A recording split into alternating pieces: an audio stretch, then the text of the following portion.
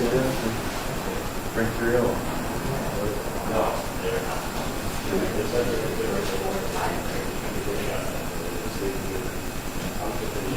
Oh, no, why? I know. Yeah. We'll see if we can get that.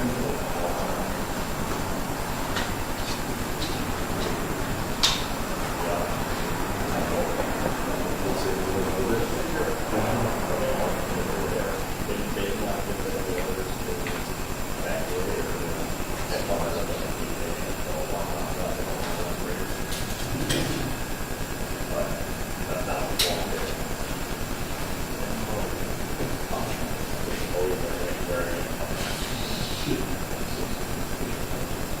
We're going to complete that next.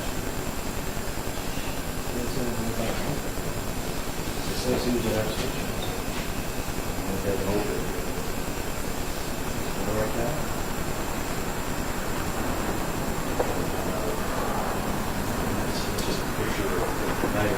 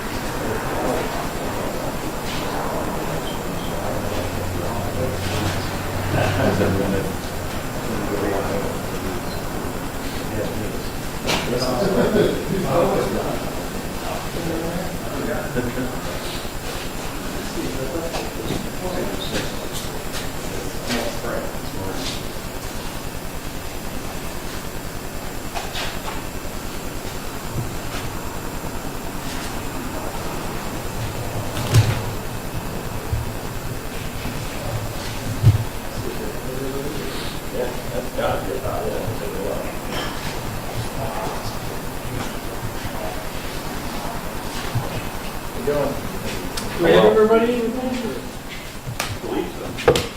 You think? Start a minute earlier or so?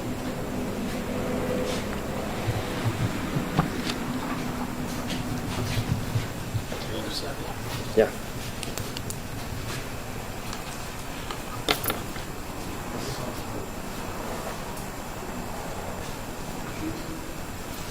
Before everyone speaks, can you just say and spell your name so everyone speaks? Okay. My name is Title Captain. First name Brian, B-R-I-A-N. Last name DiRocco, D-I-R-O-C-C-O. You're welcome. Do you want theirs as well? Yeah, if they're going to be talking, it would be helpful to know. Yeah, well, I can answer questions if any. Chief Mark Garrett, G-A-R-R-A-T-T, Oakwood Police.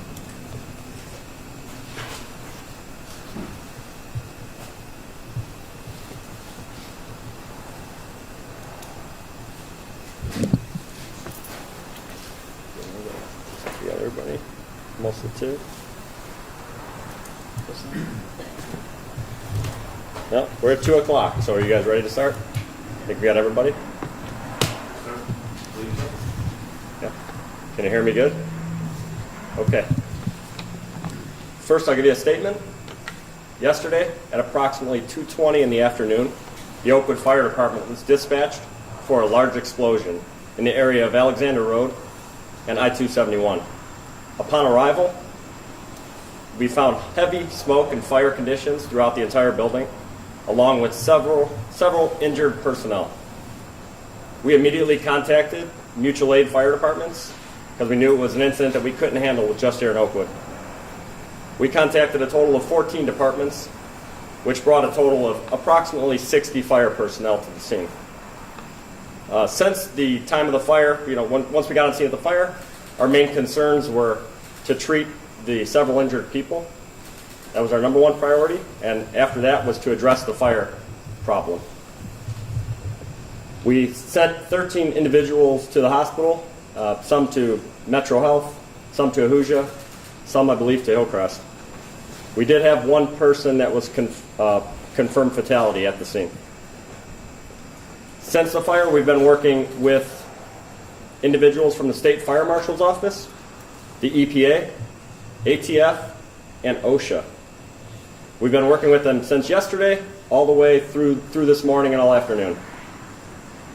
The cause of the fire at this time is undetermined. It is still under investigation. As you can imagine, it's a very complex scene, and there's a lot of individuals looking into the cause. That's all I have at this time. Can you tell us, like, where in the factory, like, what was around there where the explosion happened? If you can't tell us what. So the factory itself is a foundry. So there's, half of the building or about a third of the building is office space, and then the rest of it is a foundry where there's very large furnaces and I guess kettles, for lack of a better word, that hold molten metals, and that's where it appears the origin of the blast happened. Do you have any update on the conditions of those injured? I do not at this time have any update on the injured. I was speaking with a representative from Schumann, and he said after the press conference he will release a statement from Schumann. In regards to the origin of it, I know you say you don't know exactly how it started. Do you have any sense of if someone molten lever exploded on somebody, whatever may have happened to cause it? Yeah, I don't know. I don't know what caused it, and I don't really know the extent of the injuries. I know there were several people that were burn injuries. I don't know if it's from the molten product or fire itself or just from the heat. I'm unaware of that. What type of damage are we looking at in the facility? I mean, obviously we can see the wall that's pretty much gone, but what type of damage? Yeah, the interior of the building it's pretty catastrophic. Right now. We were working this morning with a structural engineer to see where was safe for us to conduct our investigation. They gave us some parameters on where we could and couldn't go within the building, but the damage is pretty extensive. Is there any indication on how many employees were inside that facility at this time? I do not know. And the scene's still largely untouched today. Is there something in particular you all are looking for before cleanup begins? No, I mean, basically, overnight we kept a fire engine there just to continue to look for possible hot spots and make sure there was no reignition of the fire. And this morning the investigators were just kind of combing through all of the debris, trying to find where the origin and the cause. Do you have any photographs you can share with us from the interior of the building? I do not have any photographs of the interior that I could share. That's the State Fire Marshal, who's taking lead on the investigation, has those photographs. Generally speaking, what could cause an explosion with a blast wave that would be powerful enough to send steel I-beams 100 yards away from the facility? Yeah, I am not able to speculate on that. I mean, there's several causes of explosions, and what caused it there, I'm not a professional to speak on that. Chief, you have any thoughts? The police department acted as a support unit for the fire department. This was an industrial accident that we came down. Obviously, the magnitude of this, we called out several other agencies to help us just with scene security, traffic control, evacuations if necessary for the fire department. So in this specific incident, we are a support team, and we support the fire department or whatever efforts they need. Captain, anyone living or working downwind of this, do you know if they are at risk then or at risk now? I don't know if they were at risk then or now. I could tell you that the EPA has been on scene since the fire yesterday. They were on scene early while the fire was still going on, and they're all day today. And they gave us no guidance on any need to evacuate anyone in the area or downwind.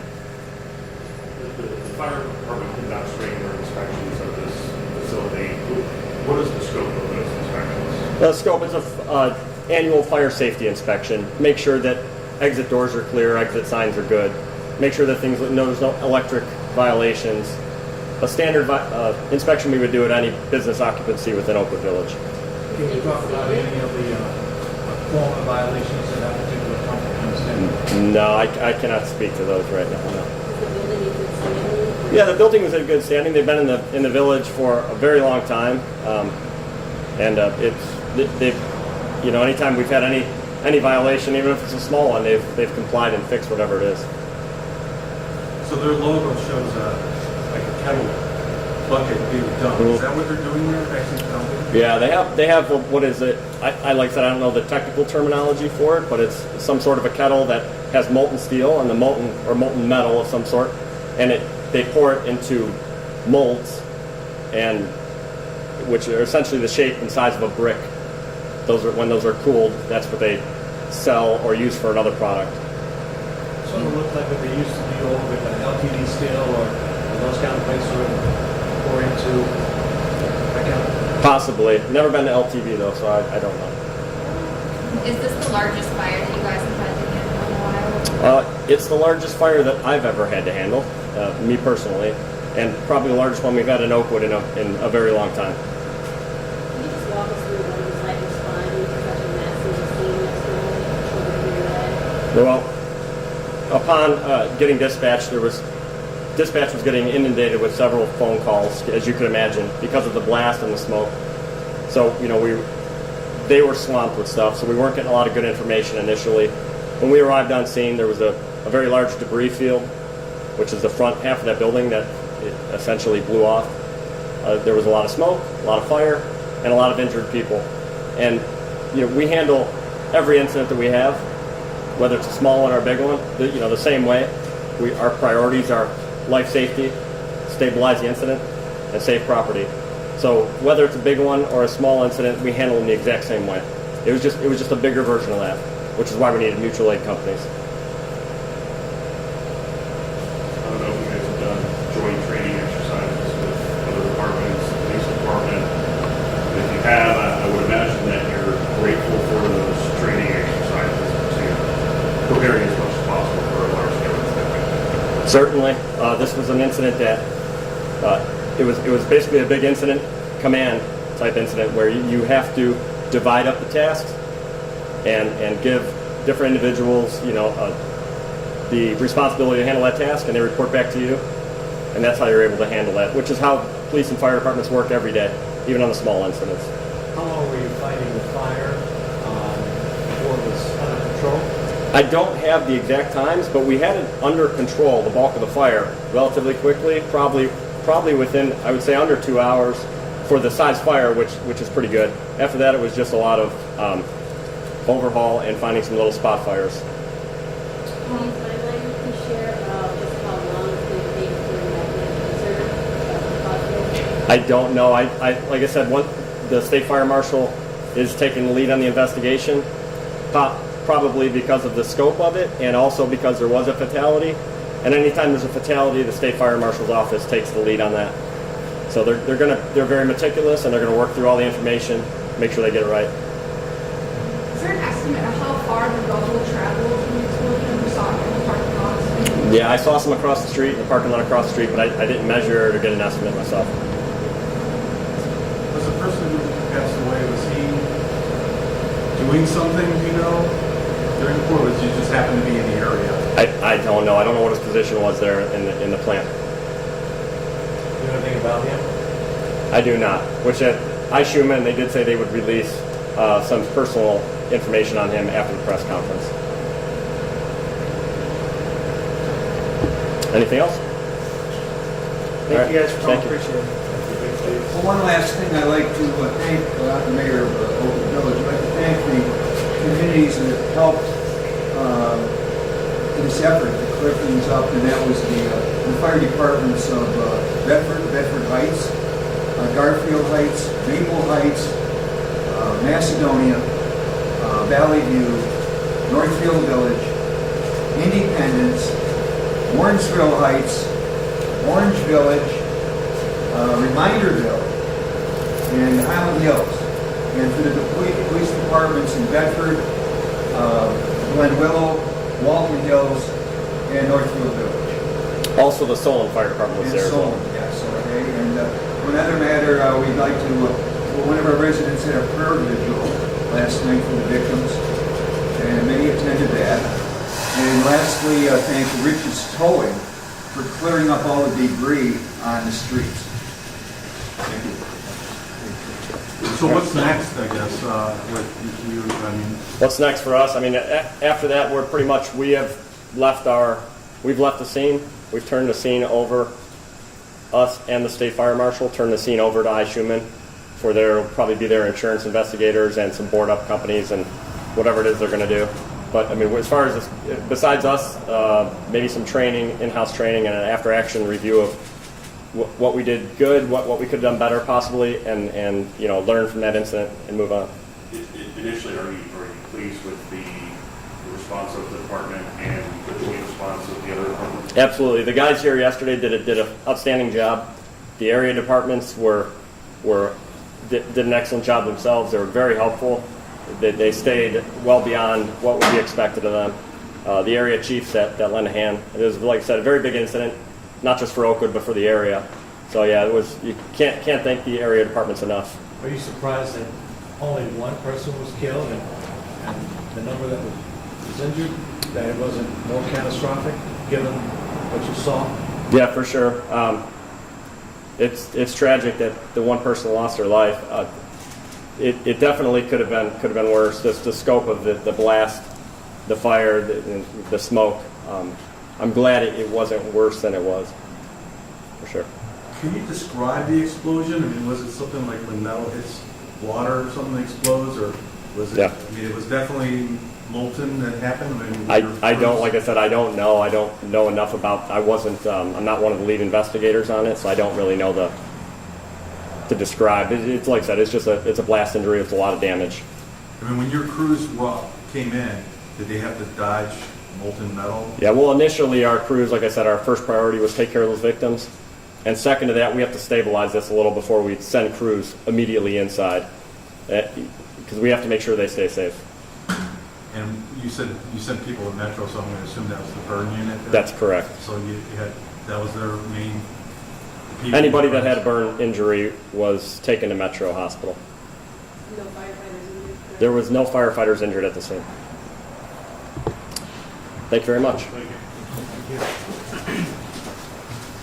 Thanks, Chief. Yeah. Okay, got it. I do have, if you want it, I have a contact info for the gentleman from Schumann. He said I can give it to the press if they want it.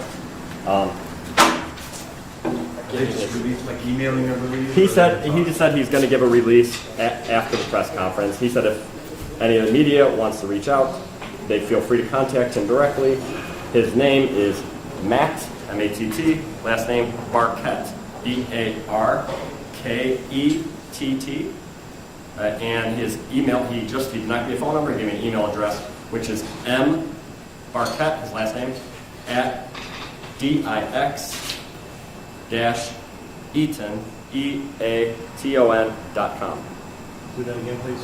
mbarkett, it's M and his last name, B-A-R-K-E-T-T, at dix-eaton.com. And sir, he said what was his role there? He is a public media relations for Schumann, Matt Barkett. I'm sorry, can you spell your last name? D-I-R-O-C-C-O.